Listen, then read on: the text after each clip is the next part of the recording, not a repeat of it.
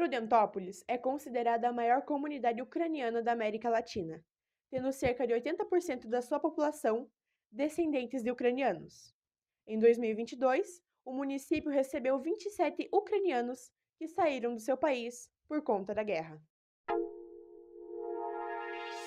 Primeiramente, eu acho que para falar sobre imigração no Brasil, eu acho que um primeiro ponto que a gente tem que lembrar é quando a gente está falando de imigração, a gente está se referindo, né, grosso modo, a uma população que teria vindo espontaneamente para o Brasil. Né? É importante a gente falar sobre isso porque quando a gente fala em questão de imigração, a gente já está logo de cara deixando de fora uma parte da população bastante significativa, né? Que é, em termos da população africana, né, que veio do Brasil, o processo de escravidão. Eu menciono isso logo de início porque dá a impressão de quando a gente fala dessa imigração, de uma composição, né, étnica e cultural brasileira, como se efetivamente essa população africana não fizesse parte desse processo. Né? Então, quando a gente está falando de imigração, a gente está falando, né, de maneira bastante generalizada, de um processo voluntário, vamos dizer assim, dessa vinda de pessoas para o Brasil. De maneira geral, assim, né, bastante resumida, a gente tem um processo migratório muito importante no Brasil a partir do século XIX. Né?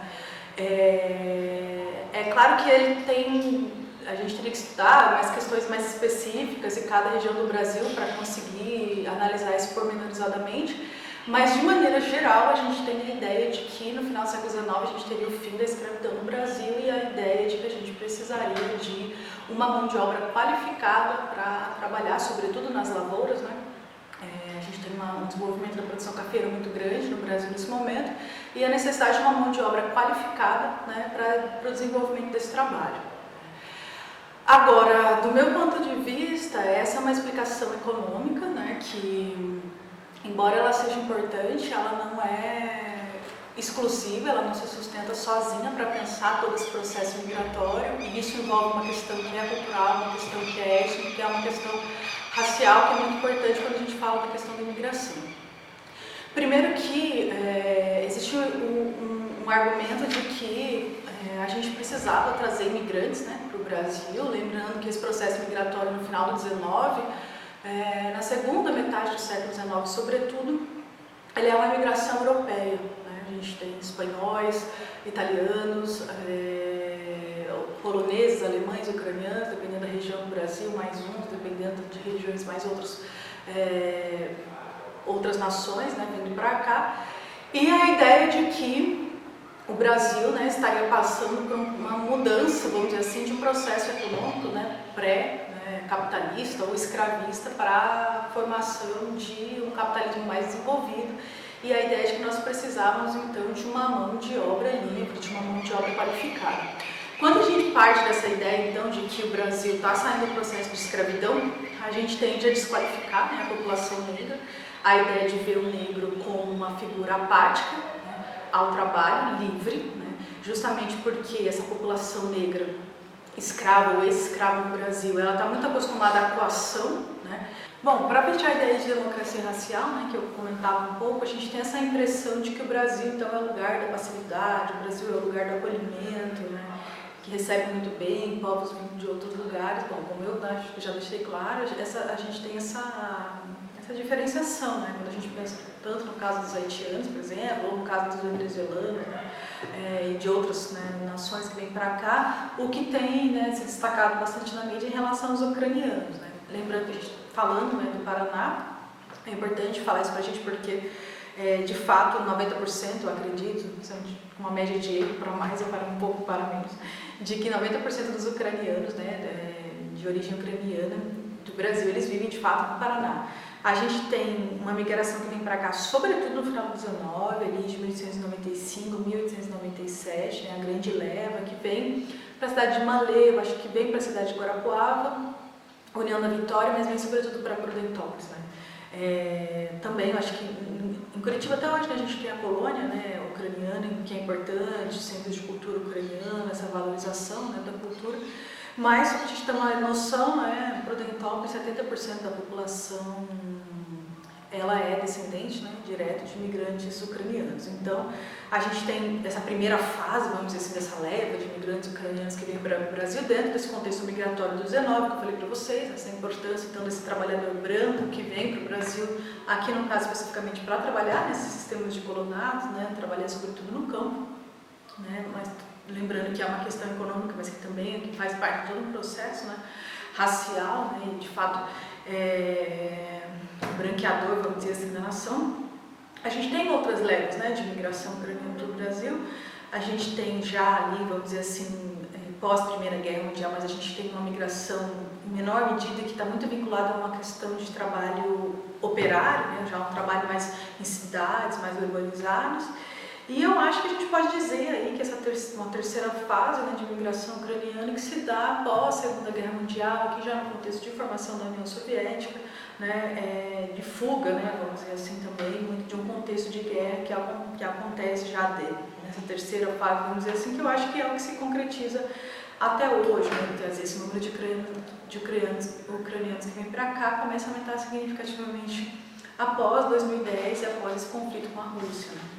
Então, agora, é claro, o que incomoda muita gente, o que a gente tem visto, é que as pessoas declaram uma boa receptividade a essa população, né? Nós temos, né, vimos nos noticiários as pessoas sentindo efetivamente, né, uma colônia de ucranianos e existe uma identificação, um laço, né, efetivamente identitário entre essas populações, inclusive tem muitas pessoas que vivem na região de Prudentópolis, por exemplo, que ainda têm parentes, né, que vivem na Ucrânia e tal.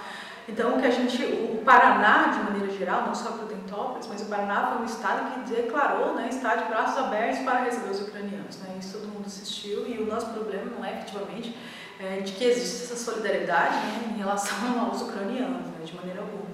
O nosso questionamento é só, é claro, que em relação a outras culturas que a gente percebe que não existe, né, essa mesma relação, né, esse mesmo acolhimento. E eu acho que, de certa maneira, isso faz a gente questionar um pouco essa ideia de harmonia racial no Brasil, porque o que interessa aqui pra gente não é só uma questão econômica, mas uma questão religiosa, uma questão cultural, uma questão racial, efetivamente, né? Existe uma harmonia racial, mas será que essa harmonia ela é tão, né, acentuada assim, né? Quando a gente começa a pensar nessas diferenciações, a gente percebe, né, que existe de fato algumas diferenciações, né? E eu acho que isso tem uma ligação com o que eu queria dizer sobre a noção de democracia racial, porque a noção de democracia racial, ela tem sido colocada em xeque no Brasil já há um bom tempo, né? O termo, ele vem, sobretudo, dos trabalhos do Gilberto Freire, mas o Gilberto Freire efetivamente nunca utilizou esse termo, a ideia de que nós viveríamos no Brasil uma democracia racial. Nós convivemos muito bem, né? Brancos, negros, índios, enfim, as três raças convivem muito bem no Brasil, e isso prevaleceu durante muito tempo e ainda eu acho que vive na mentalidade de muitas pessoas no país, né? E eu acho que isso começou a ser muito questionado, sobretudo a partir da década de 70, eu acho que com os trabalhos do Florestan Fernandes, que a gente começou a perceber que não, efetivamente a gente tem uma diferenciação racial muito acentuada no Brasil. Existe uma diferença entre brancos e negros, e isso é uma questão inquestionável. Não vivemos mais os processos de branqueamento tão declarado, né? Como no século XIX, mas a gente não pode ainda falar de um Brasil uma democracia racial. O nosso passado nos compromete em termos raciais no Brasil, que faz com que o nosso presente atualmente ele seja comprometido em termos raciais e o futuro seja bastante incerto. A gente não sabe o que vai ser e em que medida a gente vai conseguir superar, né, essas questões raciais que nos foram colocadas, né, desde muito tempo. E só para mencionar um pouco o trabalho do Freire, essa ideia de democracia racial é bastante complexa, mas em grande medida a ideia de que brancos, índios e negros teriam convivido muito bem, harmoniosamente no período colonial. Se a gente pega o trabalho Casagrande Senzala para ler, por exemplo, a gente tem uma ideia de que as negras, por exemplo, né, de origem africana, deitavam-se gostosamente, como diria o Freire, com os brancos colonizadores, né? Então essa ideia de que havia uma harmonia, né, entre elas, né, uma harmonia talvez sexual entre brancos e negros. E, né, depois de muitos anos a gente vai perceber que essa harmonia, na verdade, né, talvez ela não tenha se deitado tão gostosamente assim, né? Talvez ela tenha forçado a estar nessa condição e nessa situação, né? O que muitos diriam hoje no estupro, né? A nação brasileira não é uma democracia racial, talvez ela tenha vindo de uma violência que foi escamoteada, que foi escondida, e ela tem uma relação com o que a gente vive hoje, né? De falar de uma democracia racial, de que nós recebemos muito bem. Nós recebemos muito bem aqueles que nós queremos, né? Porque eu acho que isso diz muito sobre nós, assim, né? Sobretudo, acho que essa coisa de um racismo, o problema do racismo velado, né, de dizer, no Brasil não existe racismo, no Brasil nós somos uma democracia racial, que a gente não consegue combater efetivamente o racismo de fato, né, porque a gente utiliza né, isso de certa forma como uma desculpa, né, a gente acaba colocando para debaixo do tapete quem a gente é verdadeiramente, né, eu não sei até quando a gente vai fazer isso, mas tentando relacionar isso na questão, eu acho que migratória, eu acho que é muito claro, né, as posições que esses migrantes, né, de regiões mais pobres têm uma ligação racial também, eu acho que religiosa, em todos os sentidos, lembrando que o Brasil ainda é um país, né, cristão, né, forçadamente cristão, a partir do século XVI, nós fomos adquirindo, né, vários hábitos dos portugueses, né, não só a língua, como a cultura, a religião também. Afinal de contas, né, os povos indígenas que viviam aqui não conheciam, né, o cristianismo, não eram adeptos do cristianismo, né. Nossa cultura ela é uma cultura e a nossa religião também é europeia, né. Então, tudo que se diferencia disso, em certa medida, a gente tende a rejeitar, né. E eu acho que o pior, né, acho que o mais perigoso nisso tudo é acreditar nessa ideia de democracia racial que a gente vê que não se sustenta, né. Não se sustenta em vários sentidos. Quando a gente olha, por exemplo, um ranking dos melhores empregos no Brasil, né, a gente vai perceber primeiro uma questão de gênero, muito marcada, os melhores postos são sempre ocupados por homens, né, e a gente tem uma questão racial muito marcada, né, a população negra ela está sempre, né, afastada dos melhores postos de trabalho, e a gente percebe, por exemplo, dentro da universidade pública, a gente percebe que alunos negros frequentam muito mais o ensino fundamental, a gente tem uma queda da população negra quando a gente chega no ensino médio, e esse número tende a cair ainda mais no ensino superior. Isso acontece muito claramente, né, porque essa população talvez precise trabalhar mais cedo e acabam abandonando o estudo. Então, isso só para deixar alguns pálidos exemplos de onde a gente pode perceber que esse racismo aí ele é reproduzido, e essas populações, como os haitianos, por exemplo, que sofrem, já é uma questão racial, né, para piorar, ainda vem uma situação de refugiado, e lembrando que os haitianos, eles pedem um refúgio aqui, por mais que esse refúgio seja negado, é uma forma de permanecer no Brasil, porque daí eles não podem ser criminalizados, né, desde o momento que pedem esse refúgio, né, esse asilo no Brasil, e aí eles conseguem ficar aqui. Agora, a que preço, né, em que condição que ficam efetivamente, né, só colocar na internet para ver com o aumento do dólar, sobretudo, né, em que situação essa população tem vivido. Em casos em que eles mandam dinheiro, por exemplo, né, para o país deles, para pessoas que ficaram no Haiti, por exemplo, esse dinheiro é desviado, enfim, o próprio banco com taxas altíssimas, enfim. Então, é uma situação bem degradada que não sei se a gente não estaria assim tão, né, afastados assim de um sistema escravista, né, ainda que em outros termos e outras medidas, né, em pleno século XXI. Então, a partir do momento quando a gente ficou sabendo que vinham um grupo de ucranianos para o Brasil e sobretudo para Prudentópolis, então a gente sabe que o idioma da Ucrânia que se fala em Prudentópolis é o mesmo, porém na Ucrânia tem bastante palavras novas, termos novos, enquanto o idioma de Prudentópolis ele tem uma certa diferença por ser um idioma trazido ainda ao século passado. Então eu aprendi o idioma atualizado, digamos assim, então eu tenho o domínio do idioma. E logo a gente pensou, eles precisam aprender o português. E para que isso venha a se concretizar, existe uma certa burocracia, né? A gente sabe disso. Então, a gente já logo de cara começou a procurar alguém que fosse falasse português e soubesse um pouco do ucraniano para vir se ajudar. Mas com quem a gente falou, alguns professores disseram que já tem suas 40 aulas, tem filhos pequenos e eu já imaginava que um grupo de 27 pessoas precisa mais professores, porque tem crianças, tem adolescentes e tem adultos, mas logo, aonde eu falei, as professoras, colegas disseram, eu posso ajudar, posso ser voluntário e assim. Então, o projeto partiu e logo fomos para a sala de aula começar a ensinar. E foi muito gratificante porque é uma troca muito grande de experiência, de convivência e se ajudar o próximo, eu acho que é sobretudo. E por que voluntário? Pode contar um pouco pra gente de como você fala assim, não, eu vou me voluntariar. Como que foi essa decisão, tipo, eu quero fazer? Então, assim, eu como sou descendente de ucranianos também, poloneses, nesse sentido, assim, como eu tenho família e a gente tem muito amor ao próximo, imagino que o tempo que eu dedico ao próximo para ajudar é sempre muito gratificante no sentido assim, imagina eu sendo levada com minha família, por exemplo, para um país que eu não domine a língua. E eu chegar nesse país e não ser bem recepcionado por alguém e eu tenho que me virar. Eu hoje faço em casa, autonomamente, um curso de inglês, mas se eu aprender inglês hoje, eu aprendi. Se eu não aprendi, é uma coisa que não vou depender exclusivamente disso. E o aprendizado da língua portuguesa para os ucranianos é necessidade, é sobrevivência.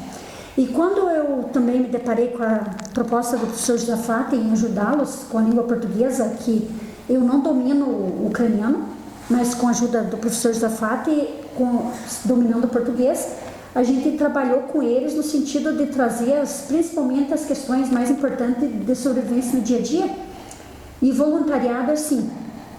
O que eu gostaria que o outro fizesse comigo se eu estivesse na situação?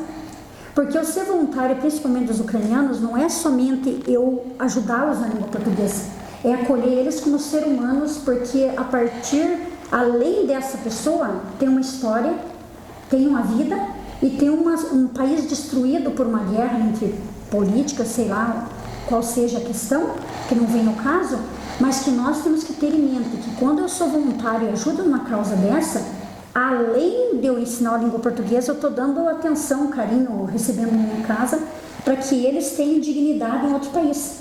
E o voluntariado nada mais que isso, independente se é uma causa animal, se é uma causa social, eu ser voluntário é doar meu tempo, sabendo que eu não vou esperar nada em troca, a não ser somente a questão de gratidão por ajudar o próximo. É uma questão pessoal e que eu questiono que se cada um de nós pudéssemos dedicar num mês inteiro 1 hora de voluntariado para as pessoas, o mundo seria outro, porque as pessoas têm a tendência de pensar muito no próprio umbigo, né? A questão de ser voluntário é você se doar, dizer, aquele momento nós vamos trabalhar, como no caso do professor Josafat, a esposa dele, a Luzia, que vai falar depois, no meu caso também, a gente tem os afazeres. Mas só que tem pessoas e situações precisando mais do nosso trabalho do que nós estarmos em casa. Como que está sendo essa experiência agora? Vocês formaram uma amizade, né? Vocês formaram um vínculo com essas pessoas. Como que foi dado? Como que está sendo?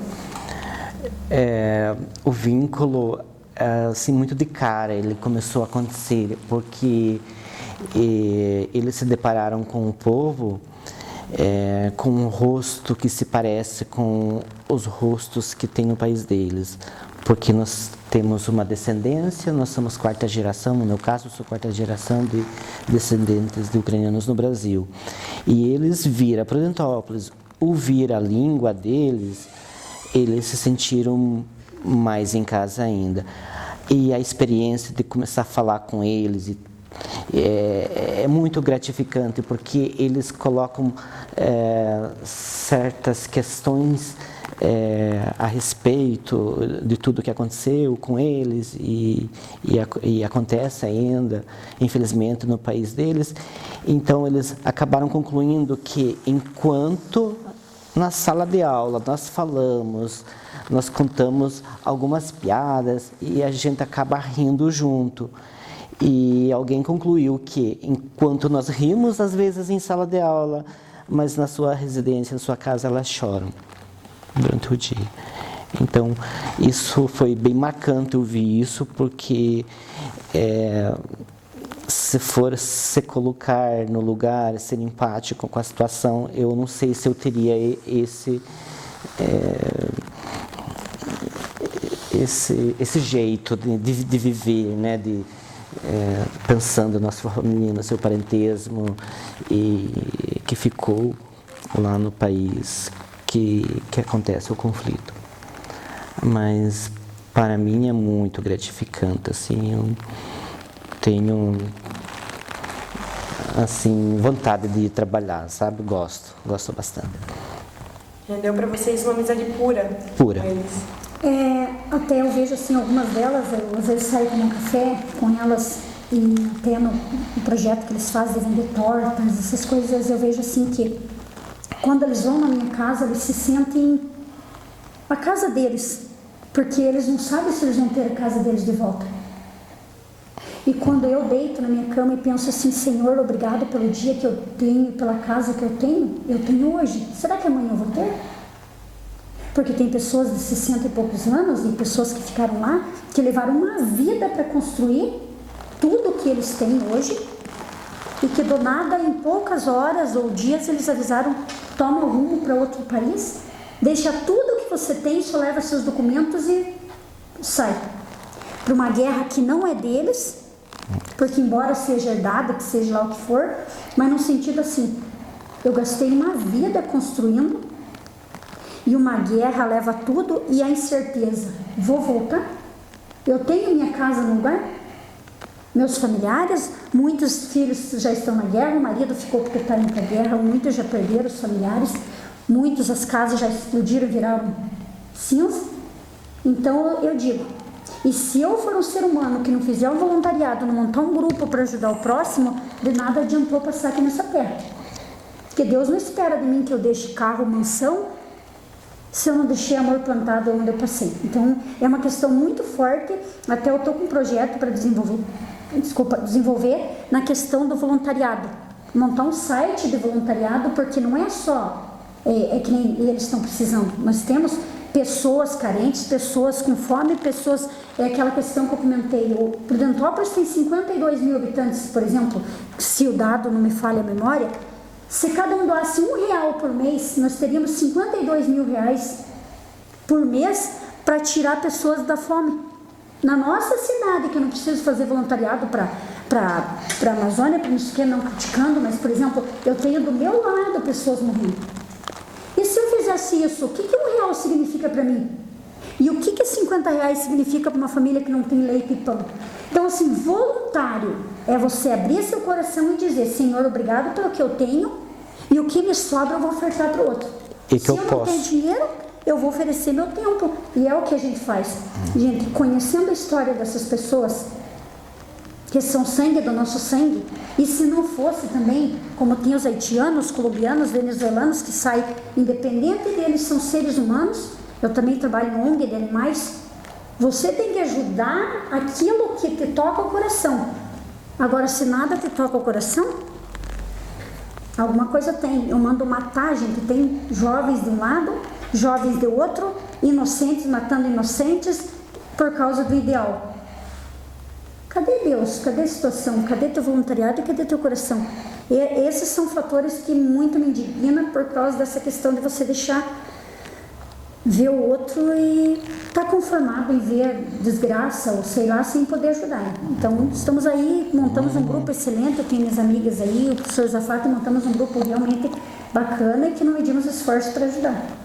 E são amigos. Eu queria só perguntar, você acha que a nossa descendência, tanto ucraniana como polonesa, nos aproxima mais dessas pessoas que vieram da Ucrânia, tanto na cultura, na alimentação, na festividade? Olha, menosprezando todas, porque todas são bonitas, todo idioma é bonito, quando é bem falado, sobretudo, mas assim, o que facilita é porque já tem uma certa bagagem, então por isso. E que a gente ainda possa contribuir enquanto a gente tem uma saúde, que possa se deslocar de casa e separando o trabalho cotidiano que a gente tem, né? e podendo contribuir, eu não vejo por que não. Bom, então eu sei falar a língua ucraniana, mas não tão bem quanto meu esposo Josafat. Mas eu consigo entender assim bastante elas conversando comigo. E então, como surgiu esse convite para ver se a gente poderia se ajudar, até eu mesma comentei com o Josafat como está difícil encontrar alguém que possa lecionar, né, para as ucranianas. Então vamos nós se ajudarmos, né? Até eu comentei para ele isso e a gente, né, conheceu, já o meu esposo conheceu a professora Luzia, a professora Leila, elas também se dispuseram a se ajudar e fomos nós começar a dar as aulas, né? Eu já aprendi ucraniano com uma outra amiga minha, né? Então, nesse sentido que eu achei que era mais fácil. E porque eu não tenho criança pequena também, tinha um tempo disponível. Isso que é importante também, ter tempo disponível e não ter um outro compromisso mais sério para você, né? Igual tem criança pequena, é mais difícil.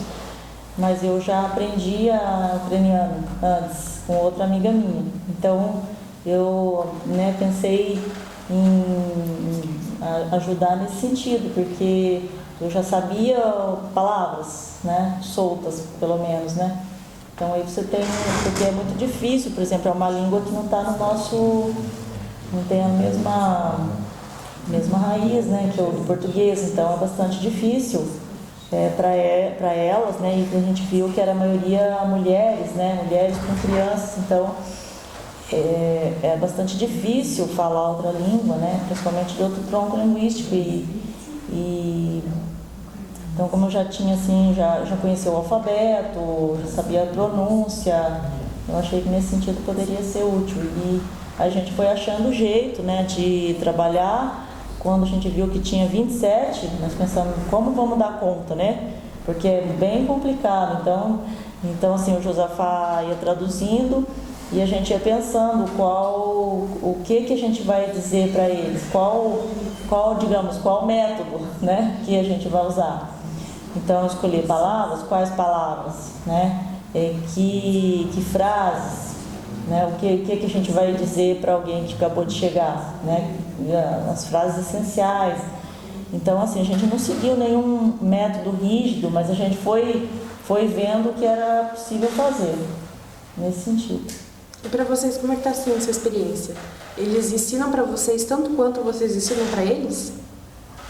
Eles ensinam, assim, também falar, né? Porque a gente ouve a pronúncia e essa troca, principalmente, assim, para mim, muito interessante essas trocas culturais. Então, eu acho muito bom. Então, eu também percebi que a gente, o que a gente não conhece, né, palavras novas, aprende um pouco mais, né? Então, isso é muito bom. Estamos aqui com a Júlia e com a Natália, que elas são refugiadas aqui da guerra na Ucrânia e estão morando em Prudentópolis, e o Josafat vai fazer a tradução da entrevista para a gente. Josafat, gostaria que você perguntasse para elas como que foi essa saída da Ucrânia para vir ao Brasil? Como que foi esse processo? Перше питання, який процес почався, щоб ви виїхали з вашої країни сюди, до Бразилії? Юля відповідає, чи я відповідаю?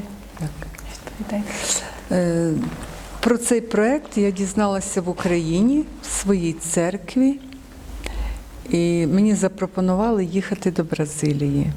Коли почалася війна, я вже 2 місяці майже була в Україні, майже 2 місяці, працювала і потім дізналася про цей проєкт. Então, quando a guerra começou e ela estava ainda na Ucrânia e ela ficou sabendo sobre esse projeto e logo ela pensou aderir e vir aqui ao Brasil. Então ela estava trabalhando e deixou do trabalho e veio parar aqui em Prudentópolis. Так само з початку війни прийшлось покинути свій будинок, поїхати в інше місто, де більш безпечно. Поїхала до Львова. І звідти я почула вже, як і пані Наталя, цю новину про те, що є такий проєкт, що церква може прийняти нас до Бразилії. Então, ela, de mesma forma que a Natália falou, ela precisou deixar da sua casa e ir a uma cidade chamada Lviv. E lá ela ouviu sobre o projeto para a vinda do Brasil, aonde a igreja dela estava propondo que tivesse que sair do perigo, digamos, e que tinha países oferecendo esse abrigo e ela, assim, ela optou de vir para o Brasil.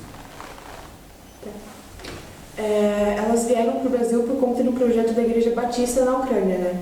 Como que se deu esse projeto? Como que elas conheceram ele? Pytanie w tym, jak wy дізналися про баптистську церкву, яка запропонувала вам приїхати до Бразилії? Справа в тому, що в Україні ми також ходимо, я ходжу в церкву теж баптистського направлення. І церкви між собою спілкуються. Ela disse que ela já era membro da Igreja Batista na Ucrânia e assim a igreja ela se comunica entre uma para com a outra, então foi dessa forma. Так само. Da mesma forma. E esse processo de vir para cá foi todo fornecido pela Igreja Batista até a alocação deles aqui em Florianópolis?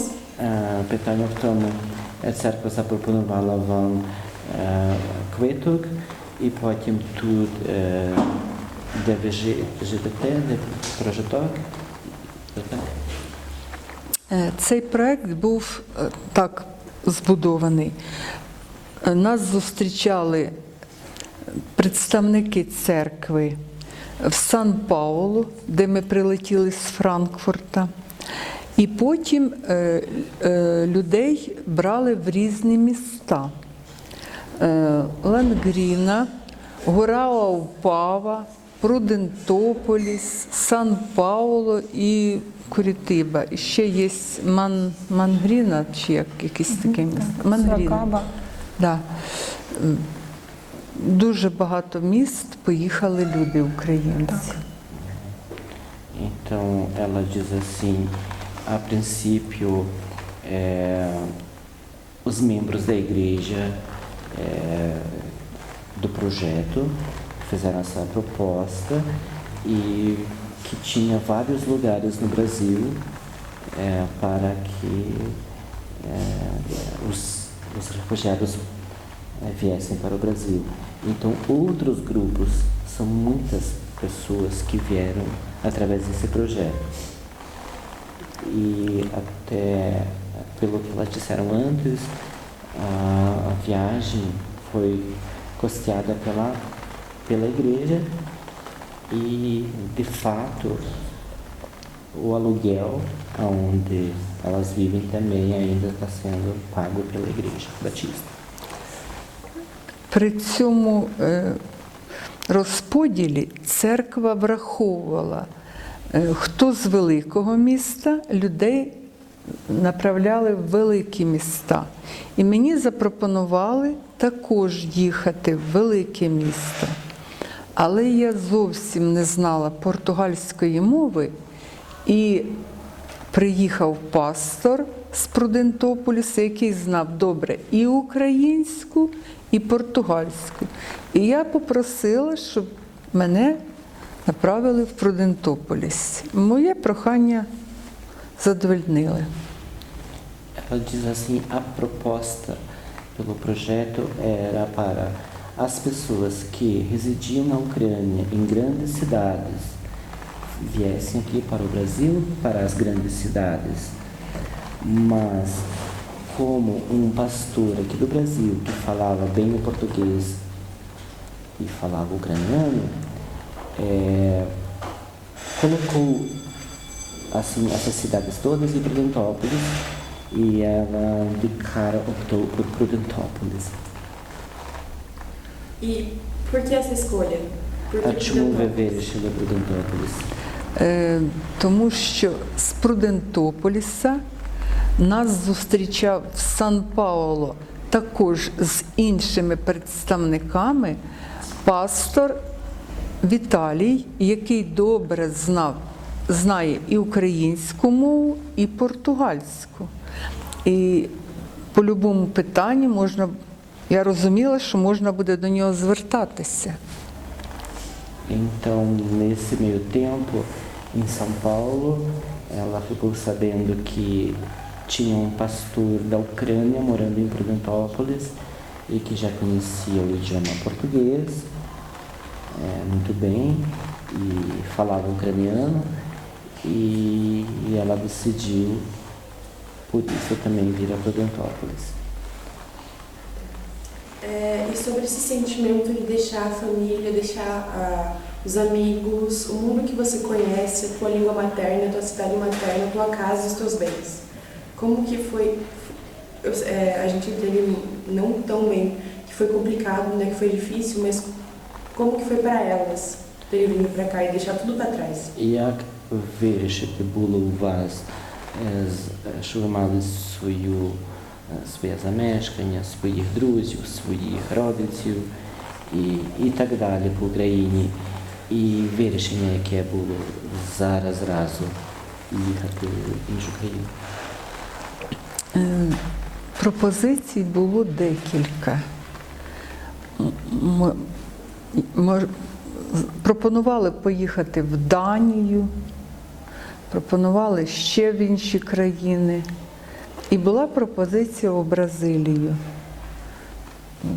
Я з своїм сином порозмовляла, потім з друзями, і вирішила їхати. В Бразилію цю пропозицію прийняла. Então, ela diz assim que as propostas eram algumas, não era somente a única, mas ela, entre os países que se propuseram receber, mas ela conversou com seu filho, com seus amigos, e em conjunto decidiram vir ao Brasil.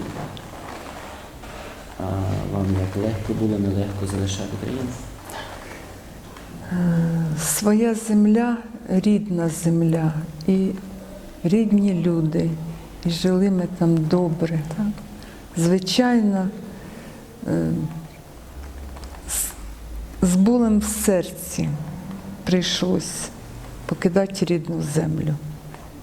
Ela diz assim, com o coração muito doído deixar sua querida terra, os amigos, e decidir de vir para um outro país bastante dolorido. Гега, страшна гега, страшна гега. Ela diz assim, Гера, страшна. Якби не ця гера, ніхто б ніколи не поїхали. ela diz assim que é de muito medo, é de amedrontar bastante, pensar em guerra e ver guerra. В принципі, я б хотіла сказати, що я вважаю, що в кожній людині, як і рослині, яку вирвали з землі, вона залишає своє коріння в землі. Так і людина, коли вона їде в іншу державу, все одно частинку свого коріння вона залишає там, де вона росла. Так і ми. Vona kаже, nós comparamos como uma árvore que vive sempre naquele local e que tem as raízes e as grandes raízes. E assim, dia, essa raiz, como pessoa, tem que estar deixando e vindo para um outro país, distante, digamos assim, e deixar se deslocar da raiz. E se um dia for possível, vocês pretendem voltar para a Ucrânia ou vocês querem firmar novas raízes aqui no Brasil? Jaka bude możliwość na pytaju Was za у майбутньому, чи ви захочете повертатись до своїх корінь, чи створити нові коріння в Бразилії?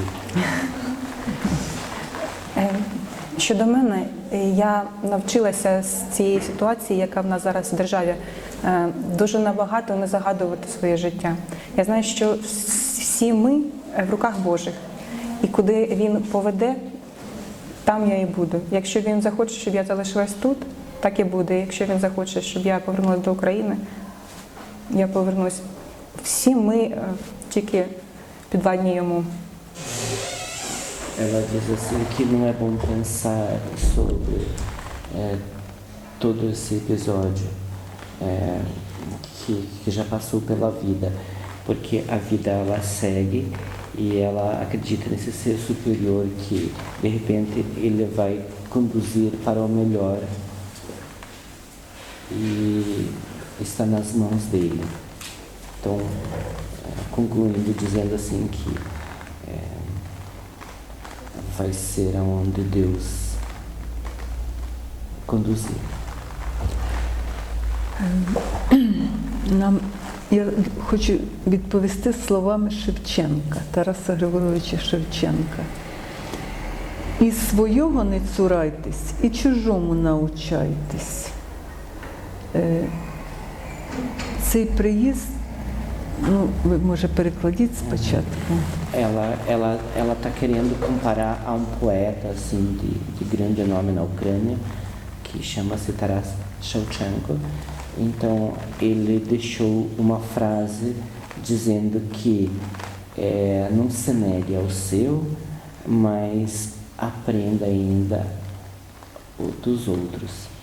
Як тепло нас зустріли люди, які в нас теплі взаємовідносини з людьми. У нас друзі появились тут за такий короткий період. І ми, звичайно, багато чому хорошому нам потрібно тут навчитись. Як люди до нас віднеслись добре, це дуже хороший такий показник, і я хочу, щоб ви переклали це. Да. Ми дуже вдячні за це. Да, дуже вдячні. Ela diz assim, a princípio, pelo fato das pessoas de bastante calor, muito calorosamente, receberam elas e elas estão muito agradecidas pelo fato do povo estar se ajudando e recebendo dessa forma tão calorosa. Qual é a profissão de vocês na Ucrânia? Jaka profesja wasza? Я в школі працювала з дітьми, психологом дитячим. Ela trabalhou na escola como psicóloga de crianças na escola. Я інженер електромеханік, я інженер в мене виробництво, сварка, металоконструкцій. Фірма займалася виробництвом металоконструкцій. Então, ela é formada em engenharia mecânica e ela possui uma pequena empresa de soldas e ela, inclusive, ela comanda essa empresa, né, ajudando para os filhos lá na Ucrânia, na capital, no caso. Os filhos da Natália ficaram na Ucrânia. Desculpa? Os filhos da Natália ficaram na Ucrânia. Ваші хлопці залишилися на Україні. Син старший, так, залишився і працює на фірмі. Звичайно, дуже мало роботи, але працюють. Ela diz assim que o filho mais velho ficou na empresa, mas tem muito pouco trabalho por enquanto, mas está trabalhando. A молодший син. зараз розкажу, працюють. Я запитала в бухгалтера, як вам, моїх співробітників. А вони мені кажуть, сирена завиє, ми трусимось. Перестала, тому що не знають, куди впаде ракета. А буває такі дні, що в Києві дуже багато сирен. Повітряна тривога. Але при цьому всьому люди працюють. Ela diz assim que ela perguntou ao contador dela o porquê tem que trabalhar dessa forma, mas o contador respondeu que ele achou melhor, digamos, se precaver mais ainda, porque todo mundo está trêmulo, porque a atmosfera de Keio, capital, ela está com sirenes, alertas o tempo todo, então as pessoas estão com muito medo e dessa forma trabalha-se pouco. Aqui no sul do Brasil, ele tem uma descendência muito forte ucraniana. Eu queria perguntar para vocês se vocês acham que a nossa descendência aqui é bastante diferente da Ucrânia de verdade ou se parece em alguns pontos? Питання в тому, що тут частина Південної Бразилії, вона знає, що багато є українців, поляків теж є. І вона питання таке, як ви на це бачите, як ви на це споглядаєте, і яка різниця є в тому? Повідайте, Добре. потім я. Мені дуже приємно було почути тут, в Бразилії, на іншому кінці світу, свою рідну українську мову. І дуже приємно, коли підходять люди і намагаються розмовляти моєю мовою. Я за це дуже вдячна, за те, що вони з такою бережністю відносяться до своєї мови, до мови своїх пращурів, своїх предків, за те, що вони її бережуть, за те, що вони її плекають. Це дуже приємно. Ela diz assim que, de fato, é muito prazeroso ouvir que o Brasil é um país muito distante do outro lado do mundo e chegar aqui no Brasil, poder falar, não só pelo fato de falar, mas observar que as pessoas buscam aprender o ucraniano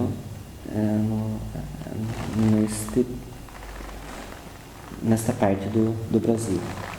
Я добавлю по цьому ж питанню.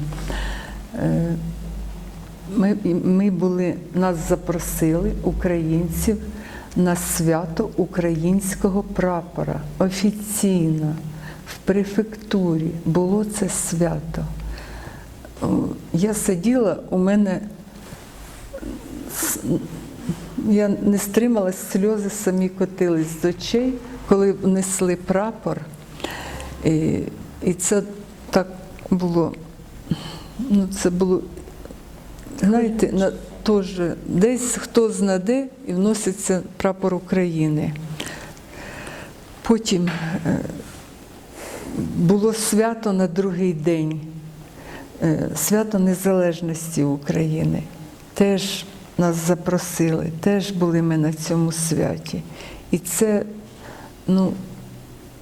про те, що воно тут святкується, ми, українці, вдячні і відділу культури, і тим, хто організовує, і хто підтримує, і всім людям, що тут живуть. Це дуже і дуже приємно для нас. Ela diz assim que recentemente elas receberam um convite pelo fato da comemoração da Semana Ucraniana que acontece em Prudentópolis e, sobretudo, no primeiro dia, quando ela compareceu ao evento e pelo fato de ela observar alguém carregando a bandeira ucraniana para o início do evento, ela disse que ela não queria, mas assim, ela não teve como conter as lágrimas que começaram a rolar dos olhos dela. E no dia seguinte, que era dia da independência, de mesma forma, ela teve todas essas emoções. E ela fica muito agradecida que existe uma organização, que alguém está por trás disso, preparando para que o evento aconteça. E ela se sentiu muito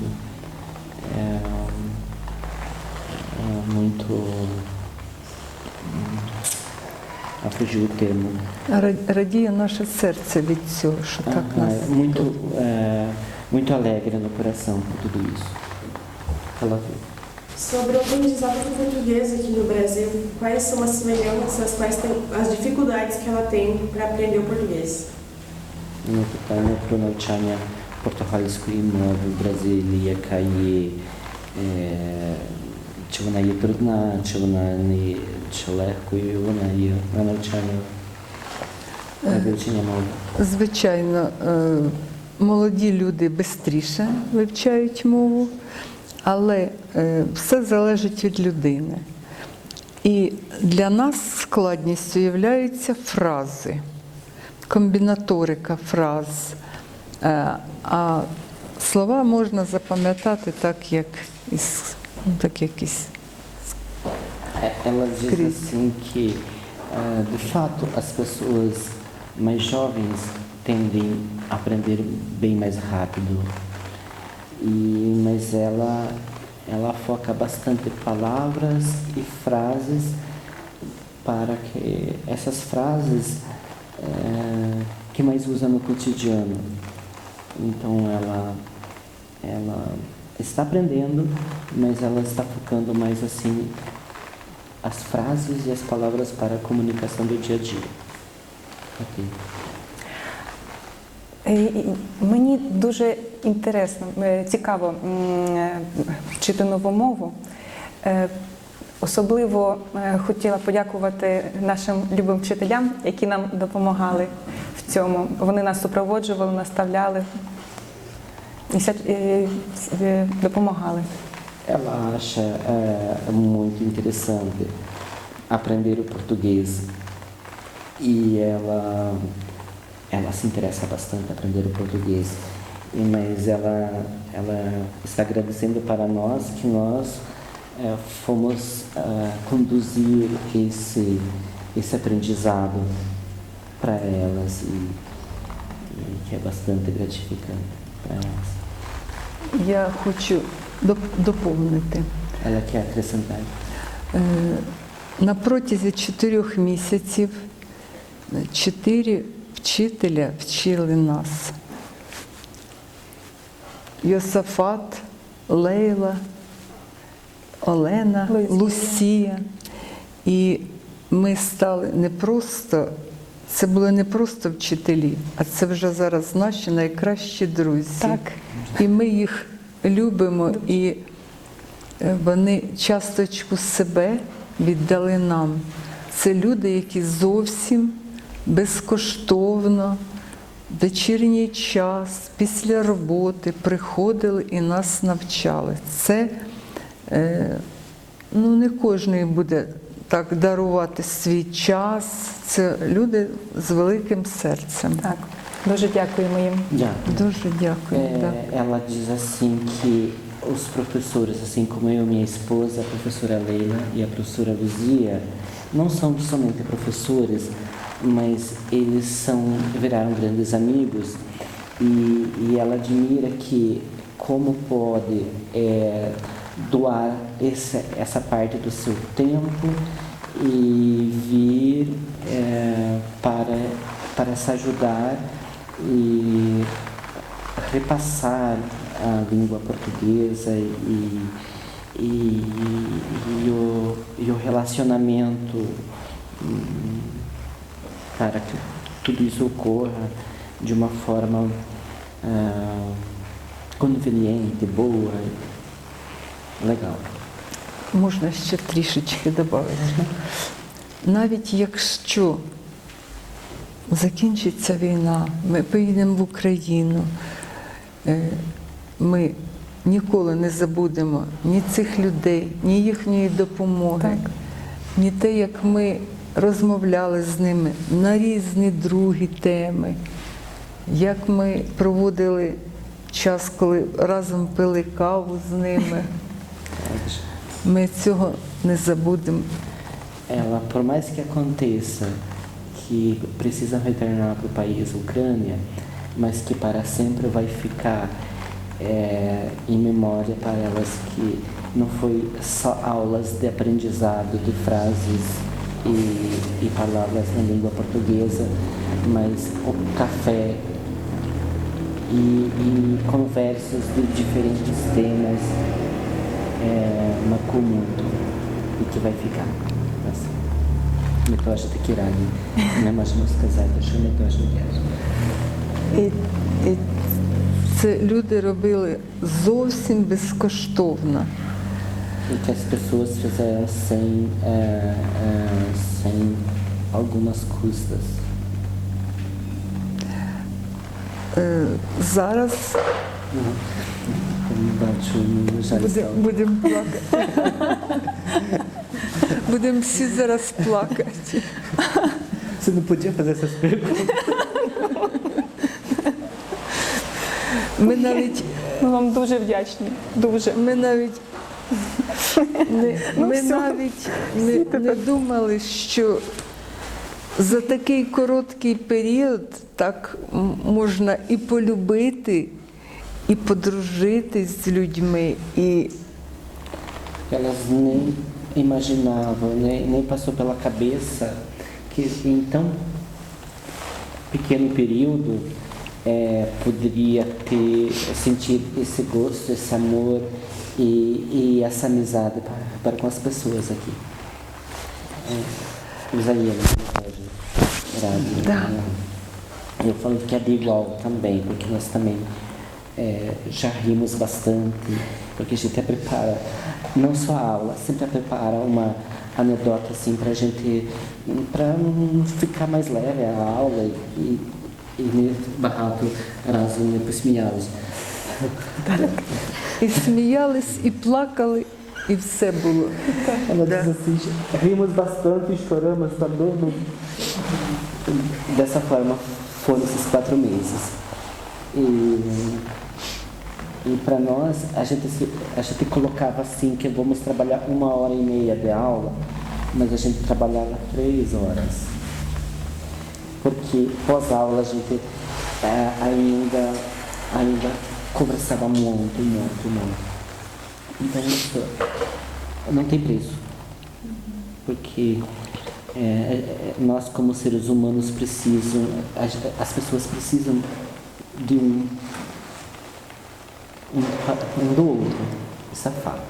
Então ninguém vive sozinho no mundo. A gente precisa Я додав ще, що в тому, що по світу так, людина не може жити сама особисто, вона може мати відношення з іншими людьми. І тут дуже тепла культура в людей. Усіх. Можливо, це, що вони наші однокровні українці. Але до нас і бразильці добре відносяться. До нас всі добре тут відносяться. Ми людям надзвичайно вдячні. Ela acaba concluindo que não só pelo fato de repente de ser descendentes sanguíneos da Ucrânia e essa calorosa recepção, esse relacionamento caloroso, mas ela percebe e conclui que dos outros povos tem a mesma coisa, não pelo fato de ser descendente, mas dos outros povos brasileiros que vivem aqui também é a mesma, é o mesmo relacionamento. Depois de muitas lágrimas, muitas palavras bonitas, né, muita emoção, eu queria voltar um pouco mais para a questão linguística, pelo fato de esses projetos, assim como a Leila disse que ela já ajudou a Natália, né, nas anedotas de bolos, de comidas típicas, talvez trabalhar aqui em Prudentópolis já com emprego ajuda mais no aprendizado? Influencia bastante? Pytanie w tom, що Лейла допомагає, коли ви продаєте продукти, і вона в тому питає, чи є якась така штука, що вам теж допомагає в мові, де ви працюєте, де ви торгуєте і так далі? Ну, я не знаю, тут зараз відділ культури хоче, щоб ми організували курси. Ну, вони так називають курс. Так. Вони хочуть запросити, це жінка, яка культурою тут завідує, забула яким. Надір. Вона підійшла і сказала так, давайте представників ресторанів ми запросимо, тут ще якась є фірма, яка готує їду, і щоб ви їх навчили, ну, такі страви українські, смачні, які ви вмієте готувати, які тут не готуються. Ну, коли воно буде, цей проєкт, як вони, ми цього не знаємо. Ela diz assim que ela ouve e já vieram, sobretudo a secretária da Casa da Cultura, e colocando uma ideia que existem empresas, restaurantes, e as donas dos restaurantes precisam ter um certo curso com elas, aonde elas possam passar novos produtos feitos lá na Ucrânia, que elas já vinham fazendo, e para elas repassar para esse grupo em forma de curso, para que o povo aqui de Prudentópolis aprenda novos pratos, digamos assim. Дуже цікаво. Питання було в тому, які речі мені допомагають вивчати португальську? Так. Мені допомагає читання книг португальською мовою. Ela diz assim que ela está lendo livros de língua portuguesa e através de livro ela está aprendendo também bastante. І, звісно, практика спілкування з людьми. E depois ainda a prática que ela leva dos livros para se relacionar com as pessoas no idioma. Я особисто дякую вчителі Лейлі. Вона зі мною багато розмовляла португальською, і це мені теж дуже допомогло. Ela diz assim, pessoalmente, ela falou bastante com ela em português para traduzir, e para ela também ajudou muito. Então, ela é muito grata para você também, que você teve um tempo individual ainda. Do trabalho da Júlia? Conta da secretária. Ну так, зараз я працюю на ресепшені в салоні краси, і також це мені допомагає. Приходять нові люди, спілкуємось. Então, ela conseguiu um emprego, e nesse emprego ela é recepcionista. Então, chegam bastante gente na recepção e ela está conversando com eles na língua portuguesa, no próprio trabalho dela. Uma pergunta para a Júlia, se ela conseguir responder em português. Quais livros que você está lendo? Один знайомий подарував мені книгу добре насіння. Amigo trouxe livro chamado Boa Semente. Вона складається з маленьких статей на кожен день. І тому я кожен день відкриваю її і читаю нову статтю. Ця книга про Бога, тому мені цікаво, я суміщую і читання, нову інформацію отримую про Бога, і нову інформацію з язика португальського. Então, as partes do livro, na verdade o livro fala sobre Deus, mas ela usa para si como para a espiritualidade, mas ela retira bastante do livro para os bate-papo do dia a dia com as pessoas.